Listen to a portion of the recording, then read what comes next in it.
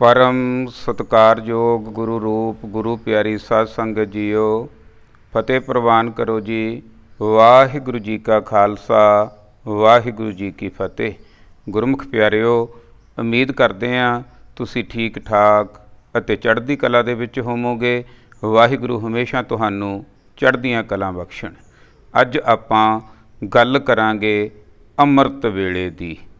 ਤਕਰੀਬਨ ਸਾਰੇ ਧਰਮਾਂ ਦੇ ਵਿੱਚ ਹੀ ਮਨੁੱਖ ਨੂੰ ਅੰਮ੍ਰਿਤ ਵੇਲੇ ਉੱਠਣ ਦੀ ਤਾਕੀਦ ਕੀਤੀ ਗਈ ਆ। ਸਿੱਖ ਧਰਮ ਦੇ ਵਿੱਚ ਵੀ ਅੰਮ੍ਰਿਤ ਵੇਲੇ ਦੀ ਬਹੁਤ ਮਹਾਨਤਾ ਦੱਸੀ ਗਈ ਆ।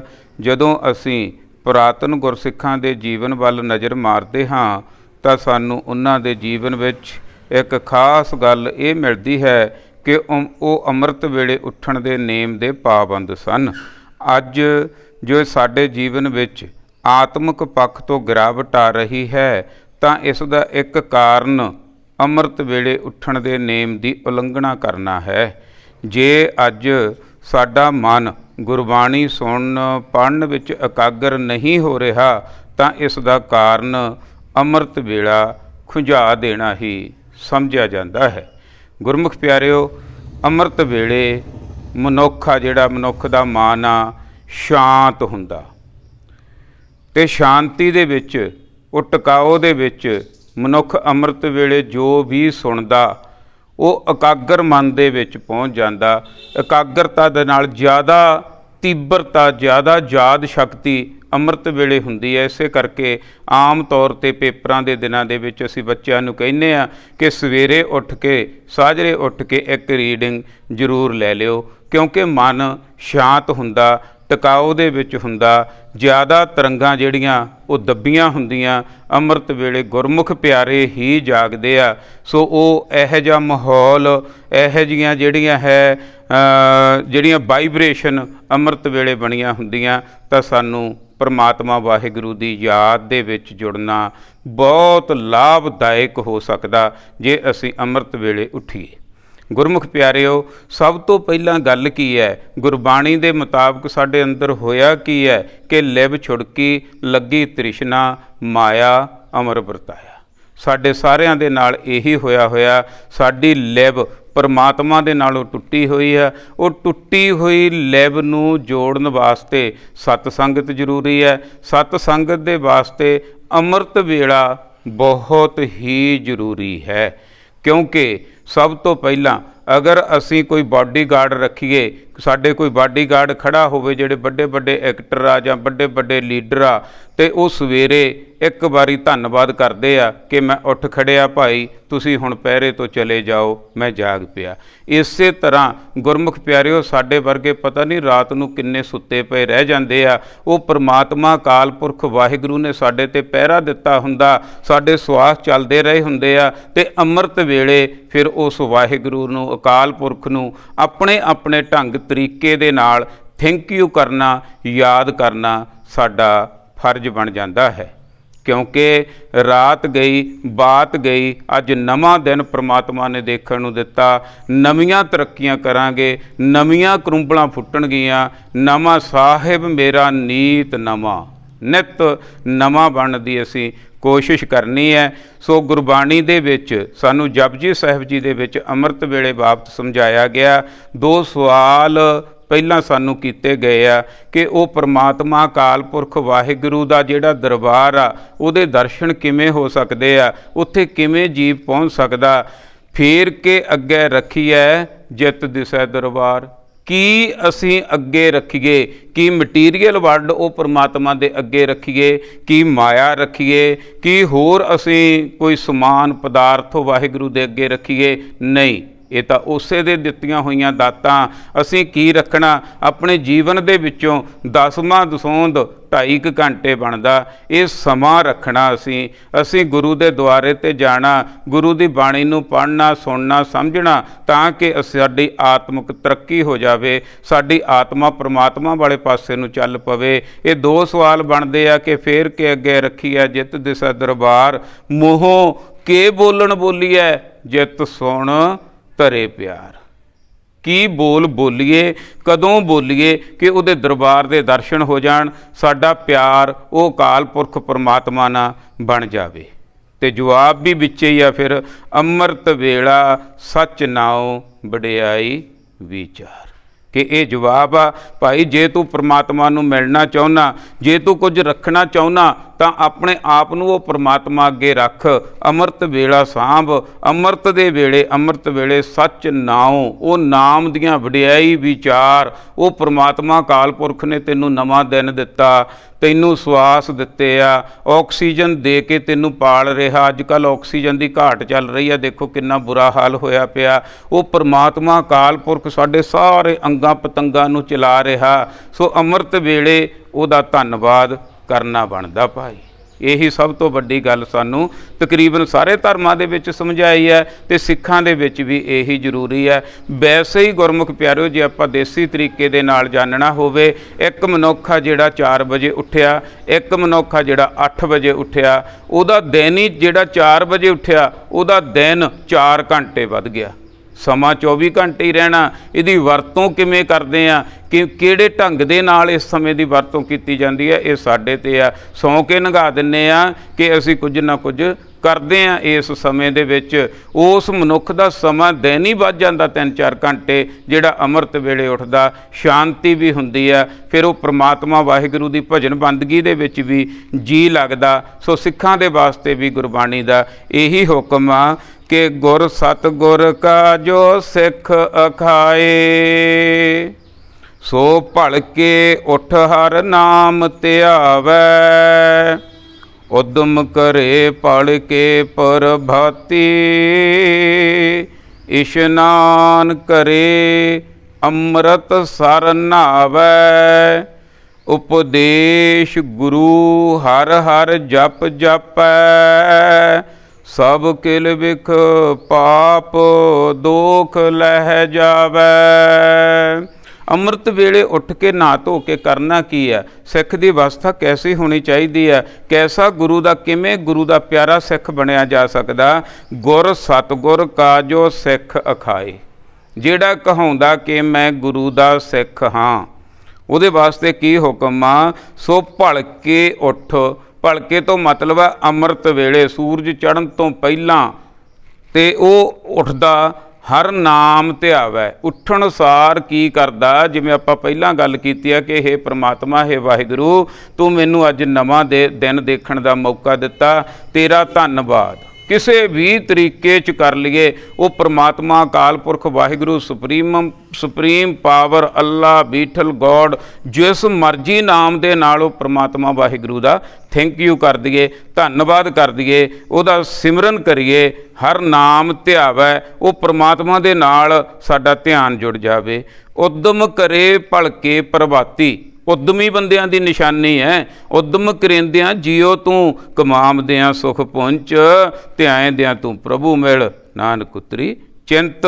ਉਦਮੀ ਬੰਦੇ ਆ ਜਿਹੜੇ, ਉਹ ਲਾਹਾ ਖੱਟ ਕੇ ਜਾਂਦੇ ਆ। ਸੋ ਸਿੱਖ ਵਾਸਤੇ ਕੀ ਹੁਕਮ ਆ ਗੁਰਬਾਣੀ ਮਾਂ ਦਾ, ਉਦਮ ਕਰੇ ਭਲਕੇ ਪ੍ਰਭਾਤੀ। ਉਹ ਉਦਮ ਕਰੇ ਸਵੇਰੇ ਉੱਠ ਕੇ, ਪ੍ਰਭਾਤ ਵੇਲੇ ਉੱਠ ਕੇ ਇਸ਼ਨਾਨ ਕਰੇ। ਪਹਿਲਾਂ ਤਾਂ ਕਿਸੇ ਵੀ ਤਰ੍ਹਾਂ ਸਾਧਨ ਬਣਦਾ, ਕਿਉਂਕਿ ਸੁਸਤੀ ਲੈ ਜਾਂਦੀ ਹੈ। ਪਾਣੀ, ਪਹਿਲਾਂ ਪਾਣੀ ਜੀਓ ਹੈ ਤੇ ਜਿੱਤ ਹਰਿਆ ਸਭ ਕੋਏ। ਜਦੋਂ ਪਾਣੀ ਪੈਂਦਾ ਮਨੁੱਖ ਦੇ ਉੱਪਰ ਅੰਮ੍ਰਿਤ ਵੇਲੇ, ਕੁਦਰਤੀ ਸੁਸਤੀ ਲੈ ਜਾਂਦੀ ਹੈ। ਤੇ ਫਿਰ ਕੀ ਹੈ, ਇਸ਼ਨਾਨ ਕਰੇ ਅੰਮ੍ਰਿਤ ਸਰ ਨਾਵੈ। ਹੁਣ ਇੱਕ ਅਰਥ ਅਸੀਂ ਇਹ ਵੀ ਲੈ ਸਕਦੇ ਹਾਂ ਵੀ ਇਸ਼ਨਾਨ ਕਰੇ, ਆਪਣੇ ਆਪ ਨੂੰ ਧਿਆਨ ਅੰਮ੍ਰਿਤਸਰ ਦੇ ਨਾਲ ਜੋੜ ਲਵੇ। ਉੱਥੇ ਇਸ਼ਨਾਨ ਹੋ ਸਕਦਾ ਧਿਆਨ ਨਾਲ, ਸੁਰਤ ਨਾਲ। ਪਰ ਇਸ ਤੋਂ ਅੱਗੇ ਦੇ ਅਰਥ ਆ, ਜੋ ਅਸਲ ਅਰਥ ਜੋ ਮੈਨੂੰ ਸਮਝ ਲੱਗੇ ਆ ਗੁਰਬਾਣੀ ਦੇ ਵਿੱਚੋਂ, ਆਪਣੀ ਆਪਣੀ ਸੋਚ ਆ। ਗੁਰਬਾਣੀ ਅਨਾਰ ਦੀ ਤਰ੍ਹਾਂ ਚੱਲਦੀ ਹੈ। ਗੁਰਬਾਣੀ ਬਾਰੇ ਕੋਈ ਬਹਿਸ ਨਹੀਂ ਕੀਤੀ ਜਾ ਸਕਦੀ। ਕਿਸੇ ਨੂੰ ਕਿਵੇਂ ਸਮਝ ਆ ਜਾਂਦੀ ਹੈ, ਕਿਸੇ ਨੂੰ ਕਿਸੇ ਤਰ੍ਹਾਂ ਸਮਝ ਆ ਜਾਂਦੀ ਹੈ। ਜੋ ਮੈਨੂੰ ਸਮਝ ਲੱਗੀ ਆ ਉਹ ਇਸ ਤਰ੍ਹਾਂ ਕਿ ਇਸ਼ਨਾਨ ਕਰੇ ਅੰਮ੍ਰਿਤਸਰ ਨਹਾਵੈ। ਇਸ਼ਨਾਨ ਕਰਨ ਤੋਂ ਬਾਅਦ ਅੰਮ੍ਰਿਤ ਸਰੋਵਰ ਜੋ ਮਨੁੱਖ ਦੇ ਅੰਦਰ ਹੀ ਹੈ, ਸੁਣਿਆ ਮੰਨਿਆ ਮਨ ਕੀਤਾ ਭਾਓ, ਅੰਤਰਗਤ ਤੀਰਥ ਮਲ ਨਾਓ। ਸਵੇਰੇ ਉੱਠ ਕੇ ਇਸ਼ਨਾਨ ਕਰਕੇ ਸਿੱਖ ਨੇ ਗੁਰਬਾਣੀ ਦੇ ਨਾਲ ਜੁੜਨਾ। ਅਗਲੀ ਪੰਕਤੀ ਵਿੱਚ ਸਪਸ਼ਟ ਵੀ ਹੋ ਜਾਂਦਾ ਗੁਰਮੁਖ ਪਿਆਰਿਓ, ਉਪਦੇਸ਼ ਗੁਰੂ ਹਰ ਹਰ ਜਪ ਜਪੈ। ਇਸ਼ਨਾਨ ਕਰੇ ਕਿਵੇਂ? ਮਨ ਨੇ ਇਸ਼ਨਾਨ ਕਰਨਾ ਇਸ ਬਾਣੀ ਦੇ ਸਰੋਵਰ ਦੇ ਵਿੱਚ, ਗਿਆਨ ਦੇ ਸਰੋਵਰ ਦੇ ਵਿੱਚ ਗੁਰੂ ਦਾ ਉਪਦੇਸ਼ ਸਰਵਣ ਕਰਨਾ। ਉਪਦੇਸ਼ ਗੁਰੂ ਹਰ ਹਰ ਜਪ ਜਪੈ।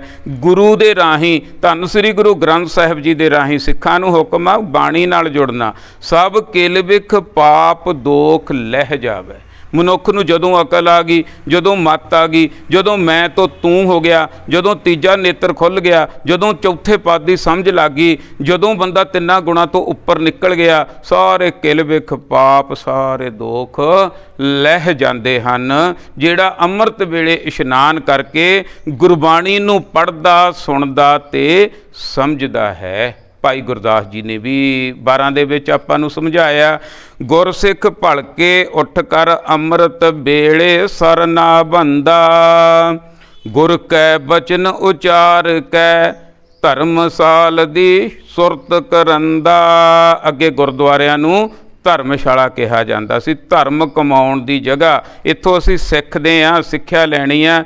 ਬੱਚਿਆਂ ਨੇ ਵੀ ਧਰਮ ਕੀ ਆ, ਕਿਵੇਂ ਕਮਾਇਆ ਜਾ ਸਕਦਾ, ਸੋ ਇਸੇ ਕਰਕੇ ਧਰਮਸਾਲ ਕਿਹਾ ਜਾਂਦਾ ਸੀ। ਧਰਮਸਾਲ ਦੀ ਸੁਰਤ ਕਰੰਦਾ, ਸਾਧ ਸੰਗਤ ਵਿੱਚ ਜਾਏ ਕੈ ਗੁਰਬਾਣੀ ਦੇ ਪ੍ਰੀਤ ਸੁਣੰਦਾ। ਇਹ ਸਿੱਖ ਵਾਸਤੇ ਹੁਕਮ ਆ ਭਾਈ। ਅੰਮ੍ਰਿਤ ਵੇਲੇ ਉੱਠ ਕੇ ਗੱਲਾਂ ਬਾਤਾਂ ਦੇ ਵਿੱਚ ਹੀ ਨਹੀਂ ਟਾਈਮ ਪਾਸ ਕਰ ਦੇਣਾ, ਸਾਧ ਸੰਗਤ ਦੇ ਵਿੱਚ ਜਾਣਾ। ਸੰਗਤ ਸਤ ਸੰਗਤ ਕੈਸੀ ਜਾਣੀ ਹੈ? ਜਿੱਥੇ ਏਕੋ ਨਾਮ ਵਖਾਣੀ ਹੈ, ਜਿੱਥੇ ਨਾਮ ਦਾ ਵਿਖਿਆਨ ਹੋਵੇ, ਐਸੀ ਸੰਗਤ ਕਰਨੀ ਹੈ। ਗੁਰ ਸੰਗਤ ਕਰਨੀ ਹੈ, ਗੁਰੂ ਦੇ ਸਿੱਖਾਂ ਦੀ ਸੰਗਤ ਕਰਨੀ ਹੈ, ਗੁਰਬਾਣੀ ਦੀ ਸੰਗਤ ਕਰਨੀ ਹੈ। ਗੁਰਬਾਣੀ ਦੇ ਪ੍ਰੀਤ ਸੁਣਦਾ, ਗੁਰਬਾਣੀ ਨੂੰ ਪ੍ਰੇਮ ਦੇ ਨਾਲ, ਪ੍ਰੀਤ ਦੇ ਨਾਲ ਸੁਣਨਾ, ਇਹ ਹਰ ਸਿੱਖ ਦਾ ਜਿਹੜਾ ਫਰਜ਼ ਬਣਦਾ। ਕਿਉਂ? ਕਿਉਂਕਿ ਗੁਰਬਾਣੀ ਸਾਡੀ ਹਉਮੈ ਨੂੰ ਕੱਟ ਕੇ ਪਰਮਾਤਮਾ ਦੇ ਨਾਲ ਮਿਲਾਉਣ ਦੀ ਯੋਗਤਾ ਰੱਖਦੀ ਹੈ। ਨਹੀਂ ਧਨ ਫਿਰ ਕਾ ਇੱਕ ਹੀ ਸੰਗ ਵਾਸਾ, ਵਿੱਚ ਹਉਮੈ ਭੀਤ ਕਰਾਰੀ। ਅੰਦਰ ਹੀ ਹੈ ਪਰਮਾਤਮਾ, ਜਿਹੜੀ ਆਤਮਾ ਤੇ ਪਰਮਾਤਮਾ ਦਾ ਇੱਕ ਹੀ ਸੰਗ ਵਾਸਾ, ਇੱਕੋ ਹੀ ਹਿਰਦੇ ਦੇ ਘਰ ਦੇ ਵਿੱਚ ਆ। ਪਰ ਗੱਲ ਕੀ ਹੈ? ਹਉਮੈ ਦੀ ਭੀਤ ਕਰਾਰੀ ਆ, ਉਹ ਨਹੀਂ ਟੁੱਟਦੀ। ਉਹ ਨਹੀਂ ਟੁੱਟਦੀ ਬਾਹਰਲੇ ਤਰੀਕਿਆਂ ਦੇ ਨਾਲ, ਸਰੀਰਕ ਕਰਮ ਕਾਂਡ ਕਰਨ ਦੇ ਨਾਲ। ਅੰਦਰਲੀ ਜਿਹੜੀ ਹਉਮੈ ਦੀ ਬਿਰਤੀ ਆ, ਉਹ ਨਹੀਂ ਟੁੱਟਦੀ। ਸ਼ਬਦ ਤੋਂ ਬਿਨਾਂ, ਗਿਆਨ ਤੋਂ ਬਿਨਾਂ, ਗੁਰਪ੍ਰਸਾਦ ਤੋਂ ਬਿਨਾਂ ਹਉਮੈ ਦੀਰਘ ਰੋਗ ਹੈ। ਦਾਰੂ ਵੀ ਇਸ ਮਾਹੇ, ਕਿਰਪਾ ਕਰੇ ਜੇ ਆਪਣੀ ਤਾਂ ਗੁਰ ਕਾ ਸ਼ਬਦ ਕਮਾਏ। ਸ਼ਬਦ ਨਾਲ ਜੁੜਨਾ। ਹਰ ਸਿੱਖ ਨੇ ਅੰਮ੍ਰਿਤ ਵੇਲੇ ਇਸ਼ਨਾਨ ਪਾਣੀ ਕਰਕੇ ਉਹ ਵਾਹਿਗੁਰੂ ਦੇ ਅੱਗੇ ਹੱਥ ਜੋੜਨੇ ਆ ਕਿ ਸ਼ੁਕਰ ਆ ਤੇਰਾ ਪ੍ਰਮਾਤਮਾ, ਤੂੰ ਨਵਾਂ ਦਿਨ ਦੇਖਣ ਦਾ ਮੈਨੂੰ ਮੌਕਾ ਦਿੱਤਾ। ਤੇ ਉਸ ਤੋਂ ਬਾਅਦ ਗੁਰਬਾਣੀ ਦੇ ਨਾਲ ਜੁੜਨਾ, ਗੁਰਬਾਣੀ ਨੂੰ ਪੜ੍ਹਨਾ, ਸੁਣਨਾ, ਸਮਝਣਾ, ਇਹ ਸਭ ਤੋਂ ਜ਼ਰੂਰੀ ਕੰਮ ਆ ਗੁਰਮੁਖਾਂ ਦੇ ਵਾਸਤੇ। ਅੱਗੇ ਸਤਿਗੁਰੂ ਸੱਚੇ ਪਾਤਸ਼ਾਹ ਗੁਰੂ ਨਾਨਕ ਸਾਹਿਬ ਜੀ ਵੀ ਫਰਮਾਨ ਕਰਦੇ ਹਨ, ਮਾਝ ਕੀ ਵਾਰ ਦੇ ਵਿੱਚ ਮਹੱਲਾ ਪਹਿਲਾ ਪੰਨਾ 145 ਦੇ ਉੱਪਰ, ਸਬਾਹੀ ਸਲਾਹ ਜਿਨੀ ਤੇ ਆਇਆ ਇੱਕ ਮਨ, ਸੇਈ ਪੂਰੇ ਸ਼ਾਹ ਬਖਤੈ ਉੱਪਰ ਲੜ ਮੂਏ, ਦੂਜੇ ਬਹੁਤੇ ਰਾਹ ਮਨ ਕੀਆਂ ਮਤੀ ਖਿੰਡੀਆਂ, ਬਹੁਤ ਪਏ ਅਸਗਾਹ ਗੋਤੇ ਖਾਹੇ ਨਾ ਨਿਕਲਹਿ। ਅੰਮ੍ਰਿਤ ਵੇਲੇ ਦੀ ਜੋ ਮਹਾਨਤਾ ਸਮਝਾਈ ਜਾ ਰਹੀ ਹੈ, ਸਬਾਹੀ ਸਲਾਹ ਜਿਨੀ ਧਿਆਇਆ ਇੱਕ ਮਨ। ਅੰਮ੍ਰਿਤ ਵੇਲੇ ਜਿਨ੍ਹਾਂ ਨੇ ਆਪਣੇ ਆਪ ਨੂੰ ਅਲਰਟ ਕਰ ਲਿਆ, ਸੁਸਤੀ ਲਾ ਕੇ ਗੁਰੂ ਦੇ ਬਚਨ ਸਰਵਣ ਕਰਨ ਲੱਗੇ, ਗੁਰਬਾਣੀ ਦੇ ਰਾਹੀਂ ਪਰਮਾਤਮਾ ਨਾਲ ਧਿਆਨ ਜੋੜਨ ਦੀ ਮਿਹਨਤ ਕਰਨ ਲੱਗੇ ਤੇ ਮਨ ਹੌਲੀ ਹੌਲੀ ਜੁੜਨ ਲੱਗ ਗਿਆ। ਇੱਕ ਮਨ ਹੋ ਕੇ ਅੰਮ੍ਰਿਤ ਵੇਲੇ ਜਿਹੜੇ ਗੁਰਬਾਣੀ ਸੁਣਦੇ ਆ, ਉਹਨਾਂ ਦੀ ਸੁਰਤ ਪਰਮਾਤਮਾ ਵੱਲ ਨੂੰ ਚਲੀ ਜਾਂਦੀ ਆ। ਉਹ ਅੰਦਰੋਂ ਰਾਜੇ ਬਣ ਜਾਂਦੇ ਆ। ਸੇਈ ਪੂਰੇ ਸ਼ਾਹ, ਉਹ ਸ਼ਾਹ ਬਣ ਜਾਂਦੇ ਆ, ਉਹ ਰਾਜੇ ਬਣ ਜਾਂਦੇ ਆ। ਉਹ ਪੰਜ ਪ੍ਰਮਾਣ, ਪੰਜ ਪ੍ਰਧਾਨ, ਪੰਚੇ ਪਾਵੈ ਦਰਗਾਹ ਮਾਨ ਬਣ ਜਾਂਦੇ ਆ। ਬਖਤੈ ਉੱਪਰ ਲੜ ਮੂਏ, ਉਹ ਸਮਾਂ ਰਹਿੰਦਿਆਂ, ਆਪਣੇ ਜੀਵਨ ਰਹਿੰਦਿਆਂ ਹੋਇਆਂ ਹੀ ਆਪਣੇ ਵਿਕਾਰਾਂ ਦੇ ਨਾਲ, ਆਪਣੇ ਆਪ ਦੇ ਨਾਲ, ਆਪਣੀਆਂ ਬੁਰਾਈਆਂ ਦੇ ਨਾਲ ਲੜ ਕੇ ਜਿੱਤ ਪ੍ਰਾਪਤ ਕਰ ਲੈਂਦੇ ਹਨ, ਜਿਨ੍ਹਾਂ ਨੂੰ ਕਿਹਾ ਜਾਂਦਾ ਮਨ ਜੀਤੇ ਜਗ ਜੀਤ। ਇਹ ਅੰਮ੍ਰਿਤ ਵੇਲੇ ਮਨੁੱਖ ਕਾਰਜ ਕਰ ਸਕਦਾ। ਉਦੋਂ ਜ਼ਿਆਦਾ ਚਾਂਸ ਆ, ਵਧੀਆ ਵੇਲਾ ਬਹੁਤ ਵਧੀਆ ਸਮਾਂ, ਮਨ ਹੀ ਟਿਕਿਆ ਹੁੰਦਾ, ਸਮਝ ਜ਼ਿਆਦਾ ਹੁੰਦੀ ਹੈ। ਸਾਰੀ ਜਿਹੜੀ ਕਲਕਲ ਸਾਰੀ ਰਾਤ ਦੀ 22-23 ਘੰਟਿਆਂ ਦੀ ਉਹ ਸਾਰੀ ਮੁੱਕ ਚੁੱਕੀ ਹੁੰਦੀ ਹੈ। ਸੌਂ ਕੇ ਮਨੁੱਖ ਦੀ ਬੈਟਰੀ ਤਰੋ ਤਾਜ਼ਾ ਹੋਈ ਹੁੰਦੀ ਹੈ, ਨਵੀਂ ਹੋਈ ਹੁੰਦੀ ਹੈ। ਉਹ ਨਵੇਂ ਢੰਗ ਦੇ ਨਾਲ ਅੰਮ੍ਰਿਤ ਵੇਲੇ ਜਦੋਂ ਗੁਰਬਾਣੀ ਨੂੰ ਸੁਣਦਾ ਤਾਂ ਮਨੁੱਖ ਦੀ ਸੁਰਤ ਫਸੀ ਹੋਈ ਦੁਨੀਆਦਾਰੀ ਦੇ ਵਿੱਚ ਪਰਮਾਤਮਾ ਵਾਲੇ ਪਾਸੇ ਨੂੰ ਚੱਲ ਪੈਂਦੀ ਹੈ, ਚੱਲ ਸਕਦੀ ਹੈ।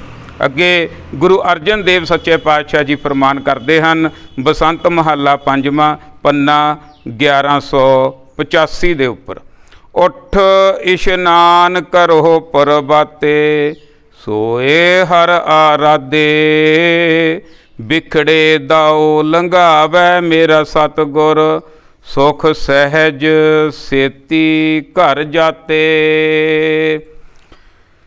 ਅਸੀਂ ਇੱਥੇ ਸਫ਼ਰ ਦੇ ਵਿੱਚ ਆਏ ਹੋਏ ਹਾਂ। ਇਹ ਸਾਡੀ ਮੰਜ਼ਿਲ ਨਹੀਂ ਹੈ। ਇਹ ਸਰਾਂ ਦੀ ਤਰ੍ਹਾਂ ਦੁਨੀਆ ਵਾਂਗ ਸਰਾਂ ਜਾਪੇ, ਇੱਥੋਂ ਚਲੇ ਜਾਣਾ ਅਸੀਂ। ਇਹ ਦੁਨੀਆ ਵਾਂਗ ਸਰਾਂ ਜਾਪੇ, ਕੋਈ ਚਲਾ ਜਾਂਦਾ ਕੋਈ ਆ ਜਾਂਦਾ, ਕੋਈ ਫੁੱਲਾਂ ਨਾਲ ਖੁਸ਼ ਹੁੰਦਾ ਨਹੀਂ, ਕੋਈ ਕੰਡਿਆਂ ਨਾਲ ਨਿਭਾ ਜਾਂਦਾ। ਜਿਹੜਾ ਇੱਥੇ ਗਿਆਨ ਪ੍ਰਾਪਤ ਕਰ ਲੈਂਦਾ ਤੇ ਉਹ ਆਪਣਾ ਜੀਵਨ ਆ ਜਿਹੜਾ ਵਧੀਆ ਗੁਜ਼ਾਰ ਕੇ ਜਾਂਦਾ। ਉਹ ਆਪਣੇ ਘਰ ਜੋ ਹਿਰਦੇ ਘਰ ਦੇ ਵਿੱਚ ਪਹੁੰਚ ਗਿਆ, ਜਿਹਨੇ ਆਪਣੇ ਹੱਥੀਂ ਆਪਣਾ ਆਪੇ ਹੀ ਕਾਜ ਸਵਾਰ ਲਿਆ, ਜਿਹਨੇ ਸਤਿਗੁਰ ਕੈ ਜਨਮੈ ਗਬਨ ਮਟਾਇਆ ਵਾਲਾ ਕਾਰਜ ਕਰ ਲਿਆ, ਬਸ ਉਹ ਕਾਮਯਾਬ ਆ, ਜ਼ਿੰਦਗੀ ਦੀ ਬਾਜੀ ਜਿੱਤ ਗਿਆ ਸਮਝ ਲਓ। ਸੋ ਅੰਮ੍ਰਿਤ ਵੇਲੇ ਉੱਠ ਕੇ ਗੁਰਬਾਣੀ ਦੇ ਲੜ ਲੱਗ ਕੇ ਪਰਮਾਤਮਾ ਦੀ ਪ੍ਰਾਪਤੀ ਬਹੁਤ ਸੌਖੇ ਤਰੀਕੇ ਨਾਲ ਹੋ ਸਕਦੀ ਹੈ। ਮਨੁੱਖ ਆਪਣੇ ਹਿਰਦੇ ਘਰ ਵਿੱਚ ਪਹੁੰਚ ਸਕਦਾ ਹੈ। ਮਨੁੱਖ ਦਾ ਮਨ ਜਿਹੜਾ ਬਾਹਰ ਖਿੰਡਿਆ ਪੁੰਡਿਆ ਫਿਰਦਾ ਹੈ, ਉਹ ਟਿਕਾਓ ਦੇ ਵਿੱਚ ਆ ਸਕਦਾ, ਉਹ ਆਪਣੇ ਟਿਕਾਣੇ ਤੇ ਆ ਸਕਦਾ ਹੈ। ਉੱਠ ਇਸ਼ਨਾਨ ਕਰੋ ਪ੍ਰਭਾਤੇ, ਸੋਏ ਹਰ ਆਰਾਧੇ। ਅੰਮ੍ਰਿਤ ਵੇਲੇ ਪ੍ਰਭਾਤ ਵੇਲੇ ਜੋ ਇਸ਼ਨਾਨ ਕਰਕੇ ਪ੍ਰਮਾਤਮਾ ਦੀ ਆਰਾਧਨਾ ਕਰਦੇ ਹਨ, ਬਿਖੜੇ ਦਾਓ ਲੰਘਾਵੈ ਮੇਰਾ ਸਤਿਗੁਰ। ਜਿਹੜੇ ਆਪਣੇ ਸਤਿਗੁਰੂ ਨਾਲ ਜੁੜ ਜਾਂਦੇ ਹਨ, ਜਿਹੜੇ ਸਿੱਖ ਗੁਰੂ ਗ੍ਰੰਥ ਸਾਹਿਬ ਸੱਚੇ ਪਾਤਸ਼ਾਹ ਜੀ ਦੇ ਨਾਲ ਜੁੜ ਜਾਂਦੇ ਹਨ, ਜਿਹੜਾ ਆਪਣੇ ਆਪ ਨੂੰ ਸਮਰਪਣ ਕਰ ਦਿੰਦੇ ਹਨ, ਜਿਹੜੇ ਕਹਿੰਦੇ ਹਨ ਕਿ ਅਬ ਹਮ ਚੱਲੀ ਠਾਕੁਰ ਪੈ ਹਾਰ, ਜਬ ਹਮ ਸ਼ਰਨ ਪ੍ਰਭੂ ਕੀ ਆਈ, ਰਾਖ ਪ੍ਰਭੂ ਭਾਵੇਂ ਮਾਰ। ਉਹਨਾਂ ਨੂੰ ਗੁਰੂ ਗੁਰਪ੍ਰਸਾਦ ਦੇ ਕੇ ਸਿਰ ਤੇ ਹੱਥ ਰੱਖ ਕੇ ਬਿਖੜੇ ਦਾਓ ਨਗਾ ਦਿੰਦਾ ਹੈ। ਬੜਾ ਵਿਖੜਾ ਕੰਮ ਆ। ਆਤਮਾ ਤੇ ਪ੍ਰਮਾਤਮਾ ਦਾ ਮਿਲਾਪ ਕਰਾਉਣਾ ਬੜਾ ਵਿੱਚ ਇਹਦੇ ਮਾਇਆਵਾਦੀ ਸੰਸਾਰ ਆ, ਮਾਇਆਵਾਦੀ ਵਿਚਾਰ ਆ, ਰੁਕਾਵਟਾਂ ਬਹੁਤ ਆ, ਮਨ ਦੂਜੇ ਪਾਸੇ ਲੱਗਿਆ ਹੋਇਆ, ਸੁਭਾਅ ਨਹੀਂ ਬਣਿਆ ਹੋਇਆ, ਬਹੁਤ ਤਰ੍ਹਾਂ ਦੀਆਂ ਰੁਕਾਵਟਾਂ। ਪਰ ਜੇ ਮਨੁੱਖ ਆਪਣੇ ਆਪ ਨੂੰ ਗੁਰੂ ਦੇ ਅੱਗੇ ਸੁੱਟ ਦੇਵੇ, ਸਤਿਗੁਰੂ ਦੇ ਅੱਗੇ ਸੁੱਟ ਦੇਵੇ, ਫਿਰ ਸਤਿਗੁਰੂ ਕਿਰਪਾ ਕਰਕੇ ਉਹਨੂੰ ਜਿਵੇਂ ਹਾਕੀ ਵਾਲਾ ਟ੍ਰੇਨਡ ਬੰਦਾ ਨਹੀਂ ਗੇਂਦ ਨੂੰ ਐਂ ਵਿੱਚ ਦੀ ਕੱਢ ਕੇ ਲੈ ਜਾਂਦਾ, ਇਸੇ ਤਰ੍ਹਾਂ ਜਿਹੜੇ ਗੁਰੂ ਨਾਲ ਜੁੜ ਜਾਂਦੇ ਆ, ਉਹ ਦੁਨੀਆ ਦੀਆਂ ਰੁਕਾਵਟਾਂ ਤੋਂ ਸਤਿਗੁਰੂ ਉਹਨਾਂ ਨੂੰ ਨਿਘਾ ਦਿੰਦਾ। ਬਿਖੜੇ ਦਾਓ ਲੰਘਾਵੈ ਮੇਰਾ ਸਤਿਗੁਰ, ਸੁਖ ਸਹਿਜ ਸੇਤੀ ਘਰ ਜਾਤੇ। ਉਹ ਗੁਰਮੁਖ ਪਿਆਰੇ ਆਤਮਿਕ ਸੁੱਖ ਮਾਣ ਲੈਂਦੇ ਆ, ਸਹਿਜ ਦੇ ਵਿੱਚ ਆ ਜਾਂਦੇ ਆ, ਟਿਕਾਓ ਦੇ ਵਿੱਚ ਆ ਜਾਂਦੇ ਆ, ਘਰ ਜਾਤੇ ਆਪਣੇ ਘਰ ਨੂੰ ਜਾਣ ਲੈਂਦੇ ਹਨ। ਜਿਹਨੇ ਆਪਣੇ ਘਰ ਨੂੰ ਜਾਣ ਲਿਆ, ਗੁਰਮੁਖ ਪਿਆਰਿਓ, ਦੋ ਤਰ੍ਹਾਂ ਦੀਆਂ ਗੱਲਾਂ। ਇੱਕ ਕਮਲਾ ਮਨੁੱਖ ਆ, ਕਦੇ ਕਿੱਧਰ ਨੂੰ 10 ਕਿਲੋਮੀਟਰ ਤੁਰਿਆ ਜਾਂਦਾ, ਕਦੇ ਕਿੱਧਰ ਨੂੰ, ਉਹਨੂੰ ਆਪਣੇ ਘਰ ਦਾ ਨਹੀਂ ਪਤਾ। ਅਗਰ ਕਿਸੇ ਬੰਦੇ ਨੂੰ ਆਪਣੇ ਘਰ ਦਾ ਪਤਾ ਲੱਗ ਗਿਆ ਕਿ ਮੇਰਾ ਘਰ ਫਲਾਣੇ ਥਾਂ ਤੇ ਆ, ਦੁਨੀਆ ਦਾ ਕੋਈ ਵੀ ਧੱਕਾ ਉਹ ਘਰ ਵੱਲ ਨੂੰ ਜਾਵੇਗਾ। ਬਸ ਗੱਲ ਆ ਆਪਣੇ ਆਤਮਿਕ ਘਰ ਦਾ ਪਤਾ ਲੱਗ ਜਾਣਾ। ਸਤਿਗੁਰੂ ਸੱਚੇ ਪਾਤਸ਼ਾਹ ਜਿਹੜੇ ਅੰਮ੍ਰਿਤ ਵੇਲੇ ਉੱਠ ਕੇ ਗੁਰੂ ਦੇ ਨਾਲ ਜੁੜ ਜਾਂਦੇ ਆ, ਉਹ ਗੁਰਪ੍ਰਸਾਦ ਪ੍ਰਾਪਤ ਕਰ ਲੈਂਦੇ ਆ, ਉਹ ਆਪਣਾ ਆਤਮਿਕ ਟਿਕਾਣਾ ਲੱਭ ਲੈਂਦੇ ਆ, ਉਹ ਜੀਵਨ ਦੀ ਬਾਜੀ ਜਿੱਤ ਕੇ ਇੱਥੋਂ ਜਾਂਦੇ ਹਨ। ਸੋ ਇਸ ਕਰਕੇ ਅੰਮ੍ਰਿਤ ਵੇਲੇ ਨੂੰ ਸਾਂਭਣਾ ਬਹੁਤ ਜ਼ਰੂਰੀ ਹੈ। ਖੁਸ਼ ਰਹੋ, ਆਬਾਦ ਰਹੋ, ਜ਼ਿੰਦਗੀ ਜਿੰਦਾਬਾਦ। ਭੁੱਲਾਂ ਚੁੱਕਾਂ ਦੀ ਮਾफ़ੀ। ਵਾਹਿਗੁਰੂ ਜੀ ਕਾ ਖਾਲਸਾ, ਵਾਹਿਗੁਰੂ ਜੀ ਕੀ ਫਤਿਹ।